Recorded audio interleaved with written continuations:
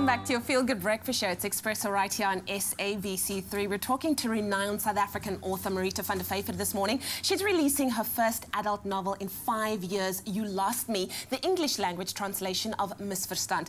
Now this, her 13th novel, joins the canon of her acclaimed works such as Just Dessert, Dear and Forget Me Not Blues. And she's joining us on our couch this morning to chat more about it. Marita, so good to have you here. Thank you. I must tell you, your novels are absolutely amazing, but this is your 13th one, You Lost Me, which is basically the story of two South African companions who find themselves in Paris during the 2015 attacks. What exactly was the inspiration for the story, and did you draw any parallels from your own life? Well, I started writing it as a writer who's in a little bit, it feels like a bit of a has-been, which is hopefully not myself. No, definitely. And he's publishing under a pseudonym, Yeah. kind of soft porn, 50 Shades of Grey, Yeah. under a female pseudonym, and he finds himself in Paris for the launch of this book. Not knowing, but he's so fed up with things that he's actually thinking of writing himself off instead of writing another novel. And then, of course, the terror attacks happen, and he and the South African au pair, young girl, are in a way caught up in that and spend a weekend wandering through a strangely traumatized Paris. Of course, if you have a narrow escape like that, you rethink your life. Definitely, definitely. Now, you write mostly in Afrikaans, and then your books are translated into English, and you know what they say, daar's sekere goed wat 'n mens net in Afrikaans kan sê. Do you think that the translation changes things in some way?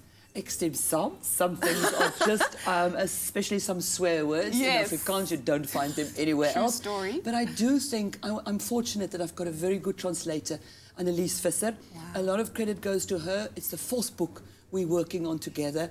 And that really helped, plus a good editor at Penguin. I'm very, very happy with this. I love it. English. Now, you write for various generations, from young children to young adults to adults. I catch them when they're still kind of babies with picture books, and then they know my name and they keep on reading I love it. I love it. Get them while they're young. Yes.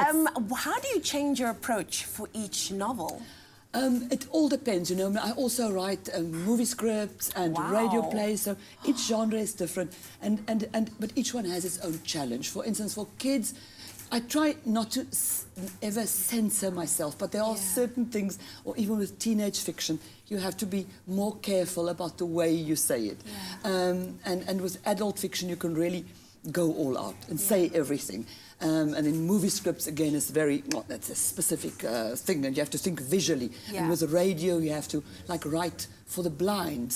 But each has its own challenge, and that's what I like, because I live from my writing, and I can't just live if I publish an adult novel every 5 years. Yeah. So, now, I know that you've lived in France for a few years. Do you think that that's kind of influenced your writing, and will you ever publish a book in French?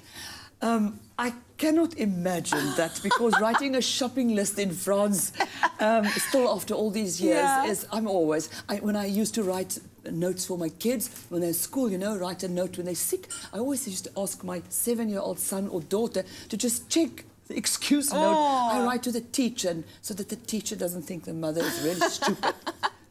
Je suis désolée. Yes. Marita, thank you so much for joining us on the couch this morning. It's been absolutely amazing. I've hung on everything that you've said, and I can't wait to read You Lost Me. Lovely. Thank you. Well, we certainly weren't lost. This was amazing. If you want to catch some of Marita's other projects, then you can visit www.maritavandevyver.info and go and check out You Lost Me as well.